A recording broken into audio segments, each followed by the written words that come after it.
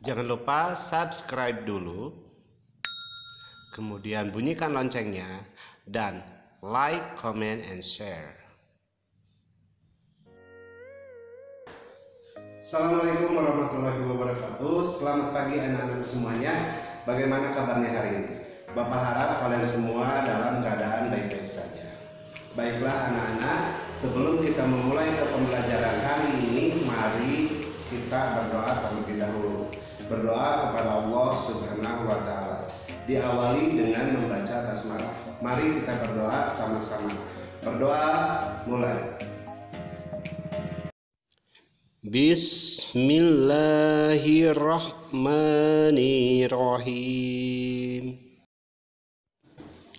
Rabbi zidni ilman warzuqni fahma waj'alni minas sholihin. Ya Allah, tambahkanlah aku ilmu dan berilah aku kemampuan untuk memahaminya.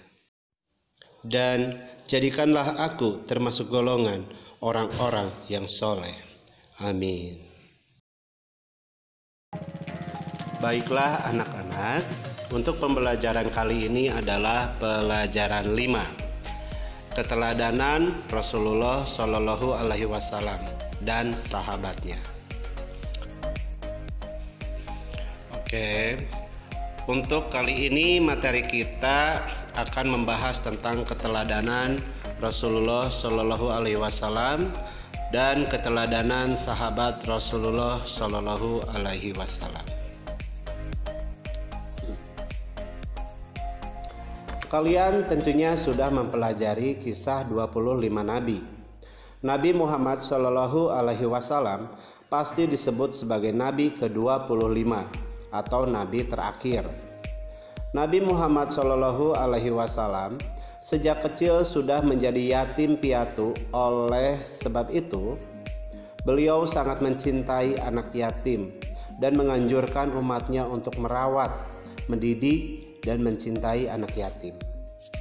Di samping itu, Nabi Muhammad Shallallahu Alaihi Wasallam terkenal sangat jujur. Sikap jujur tersebut sudah diperlihatkan sebelum beliau diangkat menjadi Rasul. Pada usia remaja, beliau diminta bantuan oleh pamannya untuk membawa barang dagangan Siti Khadijah binti Khuwailid yang kaya dan dihormati di kota Mekah. Pada usia 35 tahun, Nabi Muhammad Shallallahu Alaihi Wasallam bersama-sama dengan orang-orang Quraisy diminta untuk memperbaiki Ka'bah. Ketika pembangunan sudah sampai ke bagian Hajar Aswad, bangsa Quraisy berselisih tentang siapa yang mendapatkan kehormatan untuk meletakkan Hajar Aswad ke tempatnya semula. Pada akhirnya mereka sepakat menunjuk Muhammad Shallallahu Alaihi Wasallam sebagai orang yang tepat untuk melakukan hal tersebut.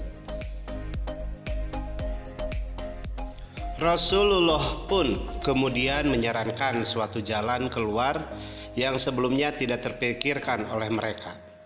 Beliau mengambil selembar selendang. Kemudian Hajar Aswad itu diletakkan di tengah-tengah selendang tersebut.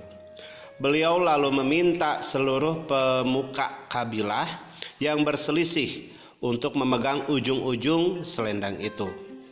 Mereka kemudian mengangkat Hajar Aswad itu bersama-sama. Setelah mendekati tempatnya, Rasulullah Shallallahu Alaihi Wasallam lah yang kemudian meletakkan Hajar Aswad tersebut. Ini merupakan jalan keluar yang terbaik. Seluruh kabilah setuju dan meridhoi jalan keluar ini. Mereka pun tidak jadi saling menumpahkan darah. Sejak saat itu, beliau dikenal di antara kaumnya dengan sifat-sifat yang terpuji. Para sahabat dan pengikutnya sangat menghormati dan mencintai beliau, sehingga beliau diberi gelar Al-Amin, artinya orang yang dapat dipercaya. Mari kita teladani sifat jujur Nabi Muhammad Sallallahu Alaihi Wasallam dalam kehidupan sehari-hari. Misalnya, jika orang tua kita meminta bantuan untuk membeli sabun mandi di warung, ada sisa uang kembalian. Uang itu harus dikembalikan kepada orang tua. Percayalah, anak yang jujur pasti disayangi teman-teman, guru, dan orang tua. Nah, selanjutnya kasih sayang Rasulullah Shallallahu Alaihi Wasallam terhadap anak, keluarga, orang tua, dan masyarakat. Selain memiliki sifat jujur dalam berdagang dan bergaul, Rasulullah Shallallahu Alaihi Wasallam pun sayang terhadap keluarga dan orang-orang di sekitarnya. Pada zaman jahiliyah, penduduk Mekah tidak menghargai anak perempuan. Namun Nabi Muhammad Shallallahu Alaihi Wasallam justru menggendong putrinya Fatimah yang masih balita sambil tawaf mengelilingi Ka'bah. Begitu pula setelah Fatimah dewasa dan dikaruniai anak, Rasulullah Shallallahu Alaihi Wasallam menyayangi cucunya yang bernama Hasan dan Husain, sebagaimana dikisahkan dalam hadis beliau yang artinya berikut ini. Nabi Muhammad Shallallahu Alaihi Wasallam mencium cucunya Hasan bin Ali, sedangkan di dekat beliau ada Aqra bin Habis. Aqra berkata, "Aku mempunyai 10 anak, tetapi aku tidak pernah mencium seorang pun di antara mereka." Mendengar hal itu, Rasulullah Shallallahu Alaihi Wasallam memandang Aqra lalu bersabda, "Barang siapa tidak mau berbelas kasih, maka ia tidak akan mendapatkan belas kasih." Selain hadis di atas, hadis Rasulullah Shallallahu Alaihi Wasallam mengajarkan pula untuk hormat kepada orang tua, seperti dalam hadis yang artinya berikut ini. Aku, Ibnu Mas'ud ya, pernah bertanya kepada Nabi Shallallahu Alaihi Wasallam, amal apakah yang paling disukai oleh Allah Subhanahu Wa Taala? Nabi Shallallahu Alaihi Wasallam bersabda, mengerjakan sholat tepat pada waktunya. Aku bertanya lagi, kemudian apa? Nabi Shallallahu Alaihi Wasallam menjawab, berbaktilah kepada kedua orang tua. Aku kembali bertanya, lalu apa lagi? Nabi Shallallahu Alaihi Wasallam menjawab, jihad fi sabilillah. Rasulullah Shallallahu Alaihi Wasallam tidak pernah menyakiti hati orang lain. Hal itu dapat dibuktikan dalam hadis beliau yang artinya, barang siapa yang beriman kepada Allah Subhanahu wa Ta'ala dan hari akhir, maka hendaklah ia berkata yang baik atau diam. Kepedulian Rasulullah Shallallahu Alaihi Wasallam bukan hanya pada ibadah seperti sholat, tetapi beliau pun peduli terhadap lingkungan hidup. Hal itu tercermin pada perilaku beliau antara lain sebagai berikut. Nabi Muhammad Shallallahu Alaihi Wasallam sangat hemat dalam menggunakan air. Itu dibuktikan pada anjuran beliau agar tidak berlebihan dalam pemakaian air dalam berwudu. Nabi Muhammad Shallallahu Alaihi Wasallam mengajarkan agar kita tidak melakukan kerusakan di muka bumi ini. Anak-anak, tahukah kalian Nabi Muhammad Shallallahu Alaihi Wasallam diutus oleh Allah Subhanahu wa Ta'ala sebagai rahmatan lil alamin atau sebagai pembawa kasih sayang bagi alam semesta ini. Tentunya kalian ingin tahu lebih jauh apa tujuan Nabi Muhammad Shallallahu Alaihi Wasallam berdakwah. Tujuan dakwah Nabi Muhammad Shallallahu Alaihi Wasallam adalah untuk mengubah keadaan masyarakat jahiliyah menjadi masyarakat yang sejahtera berdasarkan agama tauhid, yaitu agama yang meyakini bahwa Allah Subhanahu wa Ta'ala adalah Tuhan yang Maha Esa. Misi kedamaian dan kesejahteraan hidup tersebut bukan hanya bagi bangsa Arab ketika itu, tetapi juga bagi seluruh alam sampai sekarang dan akhir zaman. Nabi Muhammad SAW selain mengajak kaumnya untuk mengutamakan kemurnian akidah dan selalu menyembah Allah yang Maha Esa, beliau juga menanamkan akhlak terpuji yang membawa kebaikan manusia hidup di dunia hingga akhirat. Salah satu sifat terpuji yang dapat kita cermati ketika beliau dan pengikutnya hijrah ke kota Madinah adalah beliau mampu menanamkan sikap persaudaraan antara kaum pendatang dengan kaum Ansar, sehingga mereka saling menolong untuk menciptakan daerah yang tertib dan aman. Di samping itu, masyarakat berperilaku sopan santun sesuai ajaran Rasulullah Shallallahu Alaihi Wasallam. Sebagai umat Nabi Muhammad Shallallahu Alaihi Wasallam, kita harus menjunjung tinggi ajaran beliau. Misalnya, kita menghormati orang yang lebih tua dan menyayangi orang yang lebih muda. Kita berperilaku sopan dan bertutur kata santun terhadap orang tua, guru, dan masyarakat sekitar. Juga kita menjaga lingkungan kita agar selalu bersih, karena kebersihan adalah sebagian dari iman. Oleh sebab itu, kita tidak membuang sampah di kali atau selokan, karena selokan yang penuh sampah akan dangkal. Saluran air tidak lancar, sehingga di musim hujan daerah tersebut menjadi banjir. Kita harus peduli terhadap lingkungan sekitar untuk kebaikan diri dan juga kebaikan orang lain. Kita harus selalu berperilaku sesuai ajaran Rasulullah Shallallahu Alaihi Wasallam. Baiklah anak-anak, sekarang kita lanjutkan ke kepemimpinan sahabat Rasulullah Shallallahu Alaihi Wasallam. Kepemimpinan Abu Bakar. Abu Bakar adalah khalifah pertama setelah Nabi Muhammad Shallallahu Alaihi Wasallam wafat. Beliau dilahirkan pada tahun 571 Masehi. Nama lengkap beliau adalah Abdullah bin Abi Khuwafah At-Taimi. Gelar Abu Bakar diberikan oleh Nabi Muhammad Shallallahu Alaihi Wasallam karena ia adalah paling cepat masuk Islam.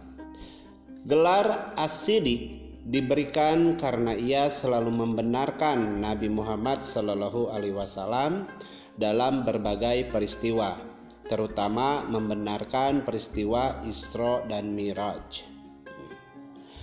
Abu Bakar memimpin dari tahun 632 Masehi sampai dengan 634 Masehi. Abu Bakar senantiasa meneladani perilaku Nabi Muhammad Shallallahu Alaihi Wasallam. Dalam menentukan keputusan, beliau selalu mengajak para sahabat untuk bermusyawarah. Beliau sangat memperhatikan rakyatnya. Beliau selalu membantu rakyat yang kekurangan. Pernah suatu ketika datang kepadanya seorang wanita kampung bernama Unaisar dan berkata, "Abu Bakar, apakah engkau masih dapat menolong kami memerah susu kambing seperti sebelum menjadi khalifah?" Jawab Abu Bakar, "Insya Allah, aku akan tetap bersedia menolong kamu." Meskipun Abu Bakar sudah menjadi pemimpin negara, beliau tidak sombong dan masih mau memerah susu untuk rakyatnya di kampung. Untuk kesejahteraan rakyatnya, beliau mendirikan Baitul Mal, yaitu suatu lembaga yang mengurusi kas dan keuangan negara. Umar bin Khattab adalah khalifah kedua setelah Abu Bakar. Umar bin Khattab mempunyai nama lengkap Umar bin Khattab bin Abdul Uzza. Umar bin Khattab menjadi khalifah sejak tahun 634 Masehi sampai dengan 644 Masehi. Beliau seorang pemberani, jujur, adil, tegas, bijaksana, dan bertanggung jawab terhadap rakyatnya. Beliau juga seorang pemimpin yang hidup sederhana dan suka bermusyawarah. Misalnya, suatu ketika Khalifah Umar bin Khattab menyuruh anaknya untuk mematikan lampu di dalam ruangan. Karena lampu itu dibiayai oleh negara, sedangkan kedatangan anaknya untuk keperluan pribadi keluarganya. Khalifah Umar bin Khattab tak mau menggunakan fasilitas negara untuk kepentingan pribadi dan keluarganya, walaupun hanya sebatas cahaya lampu. Pada masa pemerintahannya, Umar bin Khattab dikenal sebagai pribadi yang sederhana dan bertanggung jawab. Sebagai contoh sikap tanggung jawab yang diperlihatkan Umar bin Khattab yaitu pernah suatu saat beliau berkata ketika ia melihat kondisi jalan rusak, "Aku akan perbaiki jalan itu sebab aku takut dimintai pertanggungjawaban di hadapan Allah Subhanahu wa Ta'ala nanti, karena hanya ada seekor unta yang terjungkal." Masih banyak lagi perilaku teladan yang patut kita contoh dari pribadi Khalifah Umar bin Khattab. Jasa Khalifah Umar bin Khattab yang sampai saat ini kita rasakan adalah penetapan kalender Hijriah atau penetapan tanggal 1 Muharram sebagai tahun baru Hijriah. Sekarang kepemimpinan Utsman bin Affan. Khalifah Utsman bin Affan memerintah selama 12 tahun atau dari tahun 644 sampai dengan 656 Masehi. Beliau dikenal sebagai orang kaya dan dermawan. Bukti kedermawaannya Utsman bin Affan yaitu pada masa pemerintahan Abu Bakar. Beliau pernah memberikan gandum yang diangkut dengan 1000 unta untuk membantu kaum miskin yang menderita di musim kering. Di masa pemerintahannya, Utsman bin Affan melakukan kodifikasi atau menyusun atau membukukan kitab Al-Quran karena beliau khawatir akan terjadi perbedaan Al-Quran. Kemudian beliau membentuk panitia penyusunan Al-Quran yang diketuai oleh Zaid bin Sabit dengan anggotanya Abdullah bin Zubair dan Abdurrahman bin Haris. Panitia tersebut bertugas menyalin ulang ayat-ayat Al-Quran dalam sebuah buku yang disebut Mushaf dan diperbanyak 4 buah eksemplar. Satu buah disimpan di Madinah yang disebut Mushaf al-Iman atau Mushaf Utsmani. 4 buah lainnya dikirim ke Mekah, Suriah, Basrah, dan Kufah. Di samping itu, beliau juga merenovasi Masjid Nabawi di kota Madinah dengan cara memperluas dan memperindah bentuknya. Sekarang kepemimpinan Ali bin Abi Thalib. Ali bin Abi Thalib adalah salah seorang Khulafaur Rasyidin yang terakhir. Ali merupakan anak dari paman Rasulullah Shallallahu Alaihi Wasallam, yaitu Abu Thalib, yang selalu membela dakwah Nabi Muhammad Shallallahu Alaihi Wasallam. Ali bin Abi Thalib adalah seorang yang pemberani. Hal itu sudah dibuktikan Ali bin Abi Thalib ketika harus menggantikan tidur Rasulullah Shallallahu Alaihi Wasallam. Padahal di luar rumah pemuda-pemuda Quraisy ingin menyakiti Rasulullah Shallallahu Alaihi Wasallam yang akan pergi hijrah. Masa pemerintahan Ali kurang lebih selama 5 tahun. Dari 656 Masehi sampai 661 Masehi. Selain pemberani, Ali bin Abi Thalib juga seorang pemimpin yang peduli terhadap pendidikan. Sebagai contoh, beliau mendirikan beberapa madrasah untuk tempat belajar anak-anak. Dalam menjalankan roda pemerintahan, Ali bin Abi Thalib mengharuskan pegawainya jujur, cakap, dan bertanggung jawab. Beliau juga memajukan bidang ilmu bahasa serta mengembangkan bidang pembangunan, terutama di kota Kufah sebagai pusat ilmu tafsir, ilmu hadis, ilmu nahwu, dan ilmu pengetahuan lainnya. Baiklah anak-anak, sekarang saatnya berlatih dan inilah soalnya. Jawablah soal di bawah ini dengan benar dan tepat. Nomor 1, jelaskan pengertian al-amin. Yang kedua, sebutkan 2 orang yang harus kita sayangi. Yang ketiga, apa akibatnya jika kita tidak menjaga lingkungan? Yang keempat, siapa nama-nama sahabat Rasulullah SAW yang tergolong Khulafaur Rasyidin? Terus selanjutnya, bacalah kalimat di bawah ini dan isilah ruang yang kosong dengan kata-kata yang tepat.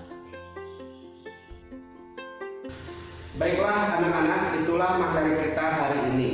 Ya, Bapak harap silakan kalian pelajari terus sampai benar-benar paham. Jika tidak mengerti, silakan videonya diulang lagi dari awal. Ya, sesudah video ini kalian tonton, maka kerjakanlah latihannya dengan seksama. Baca soal harus mengerti, ya, harus benar-benar mengerti.